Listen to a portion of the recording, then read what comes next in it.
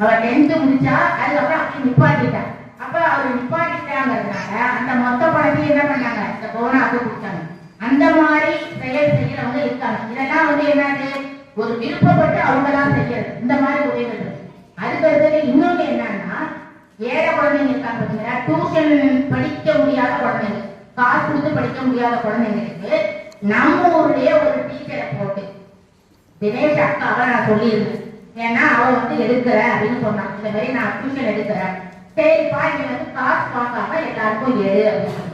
அந்த மாதிரி எடுக்கிறாங்கன்னா எடுக்க சொன்னேன். ஒரு 4-5 நாள் எடுத்தா. ஆனா என்ன ஒண்ணுன்னா, நம்ம என்ன செயல் செய்யறோமோ அந்த பதிவு மேல வரைக்கும் போகணும். ஏன்னா இப்ப எல்லாரும் இப்ப பதிவு இல்லைன்னு வச்சுக்கோங்களேன், நானும் கிளாஸ் எடுத்துக்கிறேன் அப்படின்னு சொல்லிட்டு பணம் வாங்கிப்பாங்க எல்லாரும். அதுக்காக தான் அவங்க என்ன பண்றாங்க, இப்ப நம்ம ப்ராப்பரா ஆரம்பிச்ச பாருங்க, எப்படி ஓம் ஆரம்பிச்சோம், அதே மாதிரி ஸ்ரீராம் ஜெயராம் ஆரம்பிச்சோம், இதே மாதிரி பாடல்கள்லாம் இருக்கு. இந்த பாடல்களை சொல்லி அதை ஆரம்பிக்கணும். அதை பதிவா அவங்களுக்கு அனுப்பணும். அந்த மாதிரி தொடர்ந்து அவரை அனுப்ப சொன்னேன். பார்த்தா அதுக்கடுத்து 2 மாசம் கழிச்சு கேட்கிற ஒரு ஸ்டூடெண்ட்டும் வரலையாம் படிக்க. அப்ப எப்படி, அதாவது ஒருத்தவங்க பணம் கொடுத்தா கூட அதை பயன்படுத்திக்க இந்த கிராமம் தயாரா இல்லை. அப்ப என்ன பண்றது சொல்லுங்க.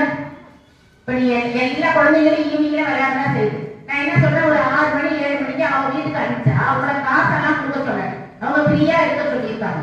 அப்படிங்கும் போது நீங்க எல்லாம் போனா என்ன, அதை யூஸ் பண்ணிக்கிட்டா என்ன, அதை பயன்படுத்திக்கிட்டா என்ன. இப்ப இவங்க இங்க கேட்கறாங்க, இந்த மாதிரி இந்த பொண்ணா வர சொல்லியிருக்கேன், இந்த பொண்ணை சொல்ல சொல்றேன். எத்தனை ஸ்டூடெண்ட் வராங்கன்னா ஒருத்தருமே வரலன்னு சொன்னா அவங்க எப்படி அவங்க என்கரேஜ் பண்ணுவாங்க அவங்க அவளை. அப்போ அவங்க ஒருத்தரும் வரலன்னா நான் எப்படி சொல்றது அவர்கிட்ட, ஒருத்தரும் வரலங்கும் போது. அதனால நீங்க எல்லாம் இதை தெரிஞ்சுக்கணுங்கிறதுக்காக தான் நான் இதை சொல்லியிருக்கேன். இந்த மாதிரி நிறைய விஷயங்கள் இருக்கு. அதனால நீங்க எல்லாருமே என்ன செய்யலாம், பிஹெச்பியில சேர்றதுக்கோ தொண்டு செய்யறதுக்கோ உங்களுக்கு ஆர்வம் இருந்ததுன்னா, ஒன்னும் பெருசாக நம்ம குழந்தை வெட்டி குட்டையை வெட்டி எல்லாம் செய்ய போறது. இந்த பஜனை பாடல் பாட போறோம், இந்த சாமிக்கு பூஜை பண்ண போறோம், அதுதான் நம்மள செய்ய சொல்றாங்க. இல்ல ஒரு கோமாதா பூஜை பண்ண சொல்றாங்க. யாரு வீட்லயாவது மாடும் கண்ணு இருக்குதுன்னா எல்லா லேடிஸும் சேர்த்து, நம்ம எல்லா லேடிஸும் சேர்த்து அந்த மாடை கட்டி இந்த கோயிலுக்கு கூட்டிட்டு வந்து இந்த கோமாதா பூஜையை செய்யறது.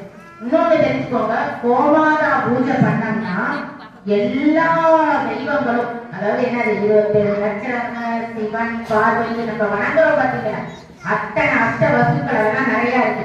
நான் யூடியூப்ல அதை பேசியிருக்கேன். அந்த பசுல என்னென்ன தெய்வங்கள் இருக்குது, ஒரு பசுவையும் கன்றையும் நம்ம வணங்கினோம்னா என்னென்ன பலன் நமக்கு கிடைக்கும் அப்படிங்கிறதையும் நான் பேசியிருக்கேன்.